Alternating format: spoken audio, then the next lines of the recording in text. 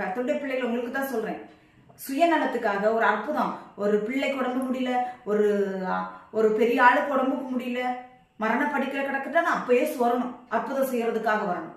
அப்போ ஊழியக்காரவங்க எல்லாம் தேடுவாங்க. மற்ற நேரங்கள்ல என்ன பண்றாங்க தெரியுமா? உலகத்துல போய் செத்து கிடக்குறாங்க. உலகத்துக்கு செத்து கிடக்குறாங்க. செத்த பிரேதங்களாய் கிடக்கிறார்கள். தேவன் அதை அருவருக்கிறார். நீ ஞாயிற்றுக்கிழமை பக்தி வேஷம் போட்டு ஆலயத்துக்குள்ள வந்து உட்கார்ந்துருக்காத.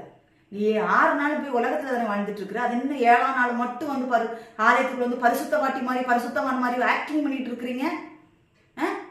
ஏன்னா நீங்க வச்ச ஆள் ஆண்டவர், உங்க தேவைக்கு ஆண்டவர் வரணும்.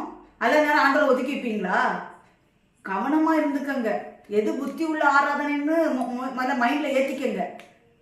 ஃபுல்லா உலக ஆடம்பரத்துல வாழ்ந்துக்கிட்டு ஞாயிற்றுக்கிழமை வந்த பக்தி வேஷங்கள்.